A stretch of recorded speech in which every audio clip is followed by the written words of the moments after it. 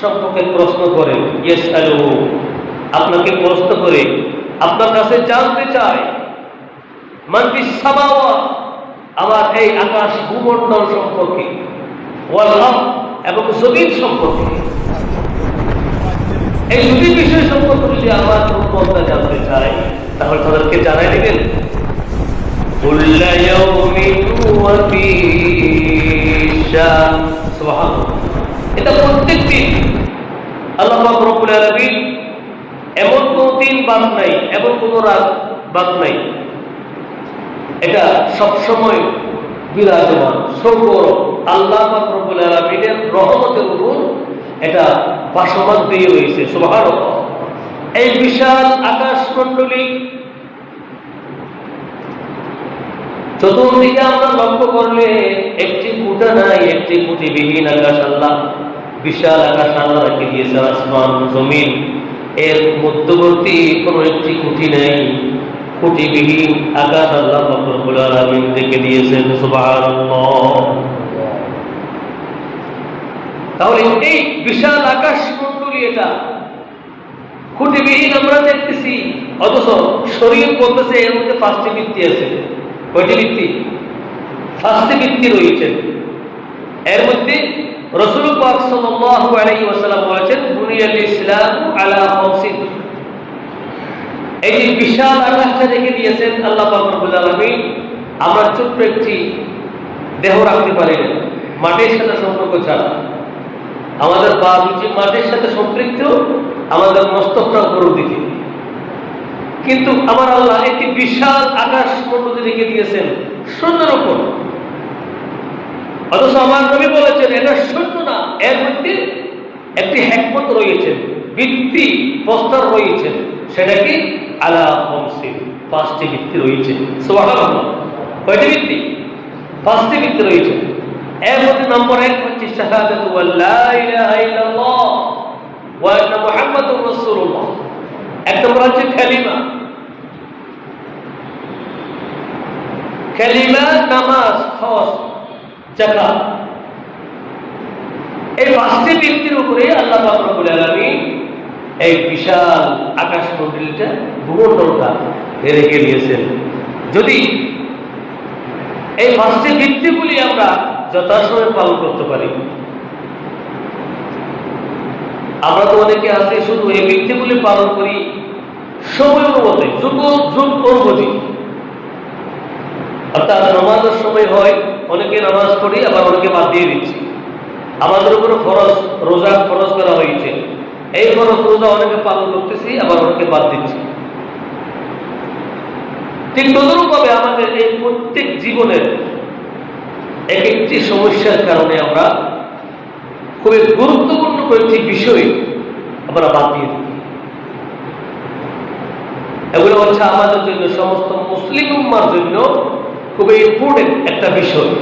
সেটা হচ্ছে এই পৃথিবীর ধ্বংস না হওয়ার জন্য, আপনার ভবিষ্যৎ সুন্দর হওয়ার জন্য, এবং এই বিশাল আকাশ ভূমণ্ডলটা আল্লাহ পাক রব্বুল আলামিন যে ভিত্তির উপর রেখেছেন, সেই ভিত্তির প্রস্তর আমাদেরকে প্রতিনিয়ত দেওয়ার জন্য, পালন করার জন্য আল্লাহ পাক রব্বুল আলামিন যেভাবে হুকুম করেছেন, আমরা সেই হুকুম থেকে অনেকে বঞ্চিত হচ্ছি, অনেকে ইচ্ছাকৃত, অনেকের কাছ থেকে আল্লাহ পাক রব্বুল আলামিন সেই নসিবটা ছিনিয়ে নিয়েছেন।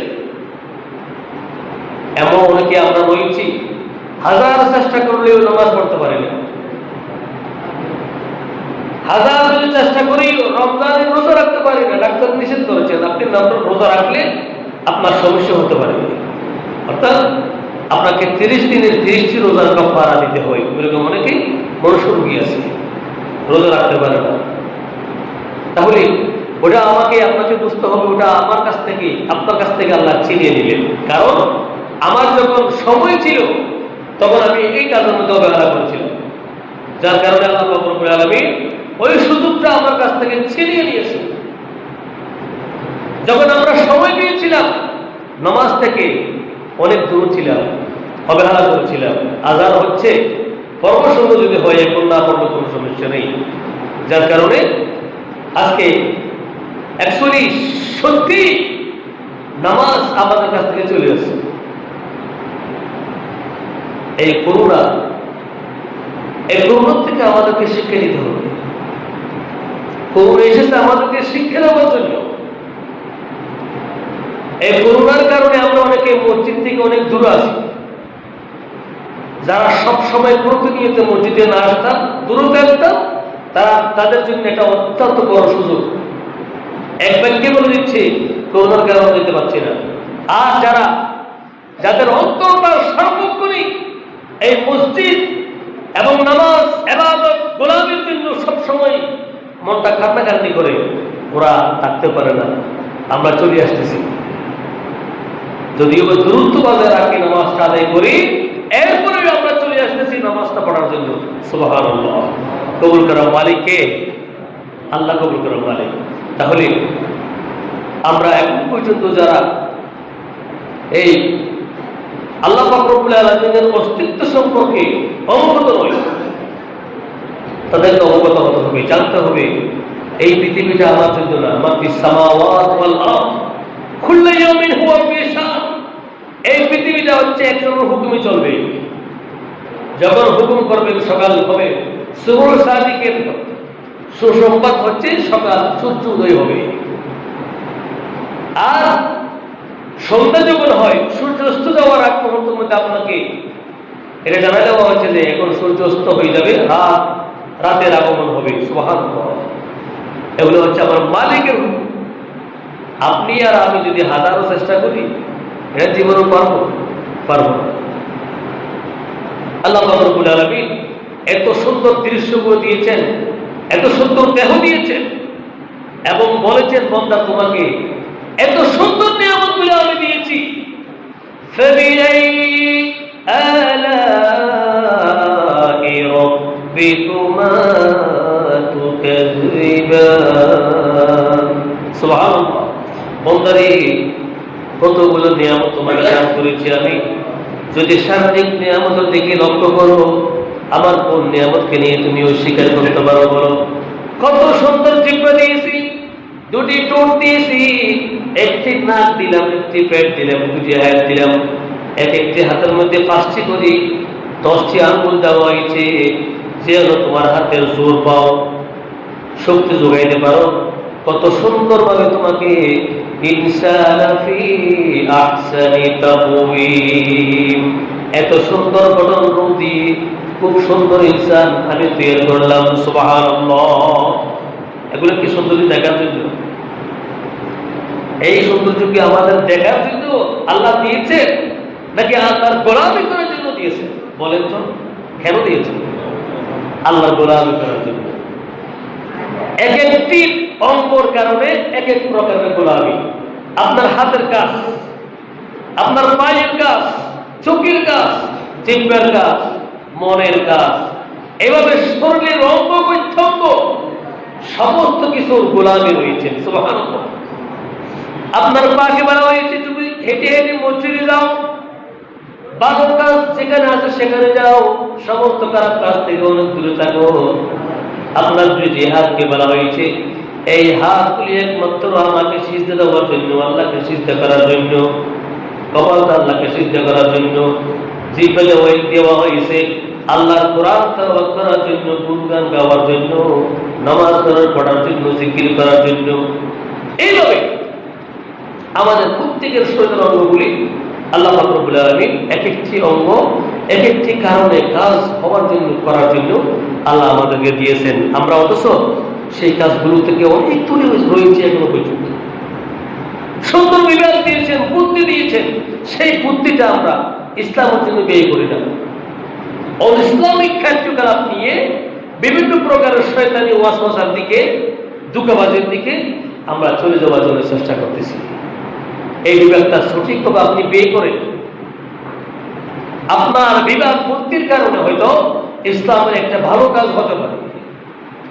যে কাজটা যদি হয়, একটি কাজের কারণে শত শত যুব সমাজ, শত শত সমাজ, পরিবার সবাই একমাত্র আল্লাহকে চিনতে পারবে, আল্লাহর রাস্তা খুঁজে পাবে, ইসলামের দ্বীনের ইসলাম, ইন্না দ্বীনা ইনদাল্লাহিল ইসলাম। সেই ইসলাম যে জন্য আল্লাহ পাক রব্বুল আলামিন আমাদের কাছে দ্বীন প্রেরণ করেছেন, সেই ইসলামটা আমরা খুঁজে পাওয়ার জন্য চেষ্টা করবো। আপনার সামান্য বিবেক বুদ্ধির কারণে আমরা কিন্তু সেই বিবেকটা পেয়ে করতেছি না, অনেক দূর রয়েছে। কিন্তু আল্লাহ বলেছেন বন্দারি, তুমি আমার কোন নিয়ামতকে নিয়ে অস্বীকার করবা? তোমাকে কোন জিনিস থেকে আমি অপূর্ণ রেখেছি? সবকিছু তো পূর্ণ করে দিলাম, সুন্দর পরিবার দিলাম, বাল বাচ্চা দিলাম, ছেলে মেয়ে দিলাম, ব্যবসা প্রতিষ্ঠান, বিবাহ, বুদ্ধি, টাকা পয়সা, ধন সম্পদ সব তো তোমাকে দিয়েছি। এরপরেও কিন্তু তুমি আমাকে ধোঁকা দিচ্ছ। আমরা অনেকে আছি নামাজ পড়তে আসলে সেখানেও আল্লাহকে ধোঁকা দিই। 2 রাকাত পড়ে চলে যাই। নামাজ কি শুধু 2 রাকাত? বলেন জুমার নামাজ কয় রাকাত? 2 রাকাত। হ্যাঁ, আমরা কিন্তু অনেকেই 2 রাকাত পড়ে চলে যাই।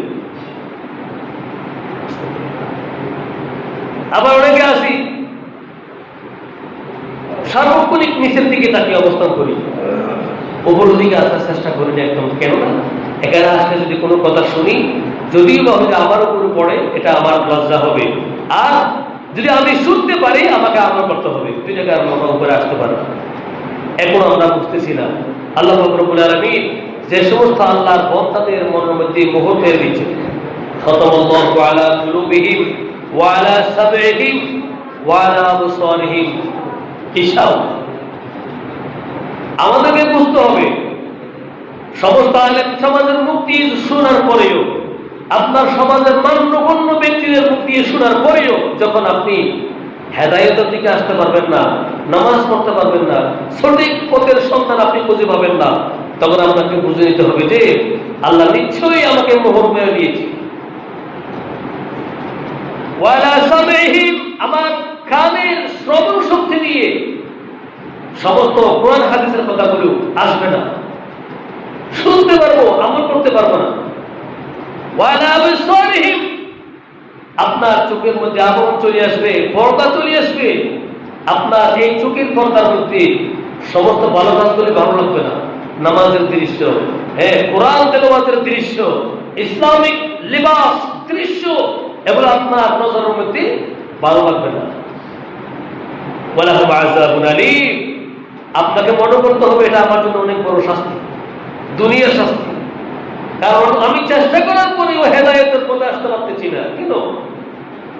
সুতরাং হেদায়েত হওয়ার জন্য এবং পাওয়ার জন্য আল্লাহর পক্ষ থেকে রহমত আসতে হবে। যদি আমি আর আপনি হাজারো চেষ্টা করলেও হেদায়েত আপনাকে আমি করতে পারবো না, আপনি আমাকে করতে পারবেন না, যতক্ষণ পর্যন্ত আপনি আল্লাহর কাছ থেকে হেদায়েত চেয়ে নিচ্ছেন না। আপনাকে চেয়ে নিতে হবে আল্লাহর কাছে, আল্লাহ আপনি আমাকে হেদায়েত করুন, আমার রহমত নাযিল করুন। দোয়া কবুল হওয়ার সময় সবচেয়ে গুরুত্বপূর্ণ বান্দার দোয়া কবুল হয় কখন জানেন? হ্যাঁ, আমরা অনেকেই হয়তো এখনো জানেন রাসূলুল্লাহ সাল্লাল্লাহু আলাইহি ওয়াসাল্লাম হাদিস, প্রত্যেক জুমার দিন, কোন দিন? জুমার দিন, জুমার নামাজের পর না, আসর নামাজের পর থেকে মাগরিব পর্যন্ত এই সময়ের মধ্যে আল্লাহ পাক রব্বুল আলামিন বান্দাদের সমস্ত আশাগুলো পূরণ করেন। সুবহানাল্লাহ।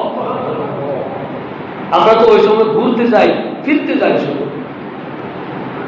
দোয়া কবুল হওয়ার সময় হচ্ছে আসর নামাজের পরে। আরেকটি কবুল হওয়ার সময় আছে, আপনি জুমার নামাজটা শেষ করে মসজিদ থেকে বাহির না হয়ে যখন সূরাতুল কাহাফ তেলাওয়াত করবেন। 15 পারা একটা সূরা আছে, সূরা কাহাফ। ইতিহাস অনেক বিশাল লম্বা এই সূরাটা, সময় কম। এই সূরাটা তেলাওয়াত করে যখন আপনি আল্লাহর কাছে আরজি করবেন, রব্বুল আলামিন আমার অনেক বড় সমস্যা, জীবনও আপনার এই হাতটা খালি আসবে না, ভরপুর হয়ে আসবে আল্লাহর কাছ থেকে। সুবহানাল্লাহ। তার রাসূলের শিক্ষা। এই রমজান মাস খুবই গুরুত্বপূর্ণ একটি মাস, যেই মাসের মধ্যে আল্লাহ পাক রব্বুল আলামিন এই কোরআন নাযিল করেছেন, যেই একটি মাসকে 3 ভাগে বিভক্ত করেছেন। এক ভাগ আমাদের কাছ থেকে বিদায় দিচ্ছেন, রহমত আজকে বিদায় দিবে, এবং আজকের থেকে মাগফিরাত শুরু হবে। সুবহানাল্লাহ। তাই আমরা এই রহমত 10 দিন যে অতিবাহিত করলাম, আমরা কয়জন রহমত প্রাপ্ত হয়েছি জানা আছে? শুধু তো দৌড়াদৌড়ি করতেছি, মার্কেটিং নতুন করবো, মার্কেট সব বন্ধ, খুলতেছে না। কিভাবে মার্কেটিং করবো, এই চিন্তা চেতনা নিয়ে ব্যস্ত আমরা। কেন? সারা পুরা বছরটা আমরা দৌড়াদৌড়ি করি, লাফালাফি করি, মার্কেটিং করি, আনন্দ উল্লাস করি, হয়ে উল্লাস সবটাই একটি বছর আমরা অতিবাহিত করলাম। এই একটি মাস রমজানের মধ্যে আমরা একটু উজাড় মন উজাড় করে আল্লাহর গোলামি করতে পারি না। একটা না একটা বড় টেনশন নেই, আমার ফ্যামিলির জন্য কি করব, আমি কোন প্রকারের পোশাক নিলে ভালো হবে। মার্কেট এখনো সরকার বন্ধ করে রাখছে, কেন করতেছে না?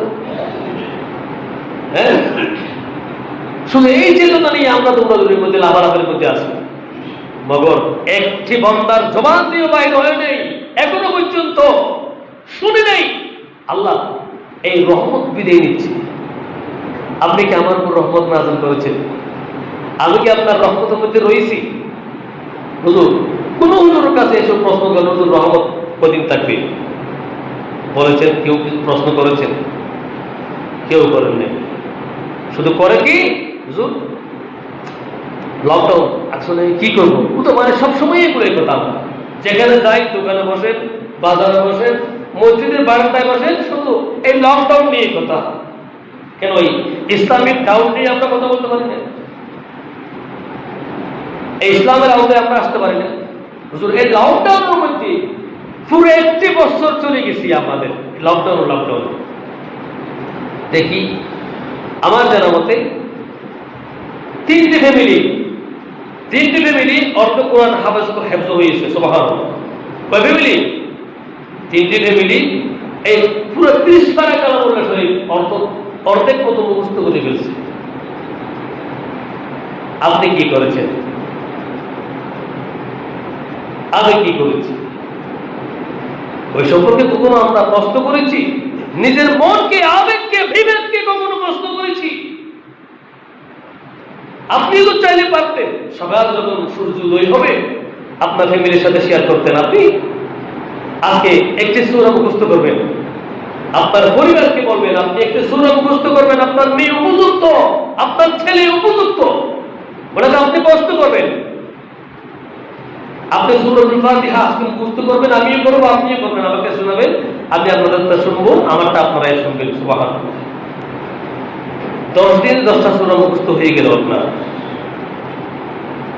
এক মাসের মধ্যে একটি বার আপনার মুখস্থ করা সম্ভব হবে, অথবা 2 পৃষ্ঠা, 1টি পৃষ্ঠা কোরআন তেলাওয়াত আপনার মাধ্যমে করা সম্ভব হবে।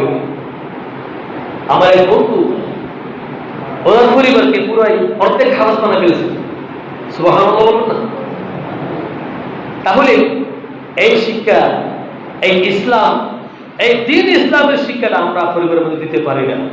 মসজিদ বন্ধ হয়ে গেছে, ঘরটা এখনো খোলা রয়েছে। রাসূলুল্লাহর হাদিস, আপনার ঘরের মধ্যে আপনি নামাজ পড়তে পারবেন। আপনার ঘরসমূহ ফি বুয়ুতিন আযিনাল্লাহু আন তুরফা ওয়া ইউযকারা ফিহা ইসমুহু। সুবহানাল্লাহ। এই আয়াতটা আল্লাহ পাক রব্বুল আলামিন সবখানে বলা হয়েছে। আপনার ঘরের মধ্যে আপনি নামাজ পড়তে পারেন জামাত সহকারে। আল্লাহ রাসূল মাঝে মধ্যে পড়তেন, সবসময় মসজিদে এসে নামাজটা পড়েন নাই। মসজিদে মাঝে মধ্যে ফরজ পড়েছেন, সুন্নতটা পারে যেয়ে পড়েছেন, নফলটা পারে যেয়ে পড়েছেন। সুবহানাল্লাহ। এটাও সুন্নত, ঘরের মধ্যে নামাজ পড়া সেটাও সুন্নত। একদিন মসজিদে আসতে পারতেছেন, আপনি আপনার পরিবার, বাল বাচ্চা, ছেলে মেয়ে সবাইকে নিয়ে ঘরের মধ্যে জামাতের সহিত নামাজটা আদায় করবেন। সুবহানাল্লাহ। আমরা প্রয়োজন পড়েছি, আমি পড়ি, কিন্তু আমি যখন ঘরে যাই, ঘরে থাকি, তখন আমি ঘরের মধ্যে পড়ি পরিবারকে নিয়ে জামাতের সহিত নামাজ। এটা শরীরের সম্মত। আপনার ছেলেরা প্রথম কাতারে থাকবে। আপনার যদি ফ্যামিলি হয়, অন্য কোনো ফ্যামিলি দিয়ে আপনি পড়তে পারবেন না। আপনার ফ্যামিলি যদি হয় কর্মনামাজ, আপনার ছেলেরা থাকবে সামনের কাতারে, মেয়েরা থাকবে পিছনের কাতারে, আপনার পরিবার এর পিছনে। সুবহানাল্লাহ। এটা আমার নবীর শিক্ষা। আর মসজিদ আমরা তো সবসময় আগে পড়তাম মসজিদেও।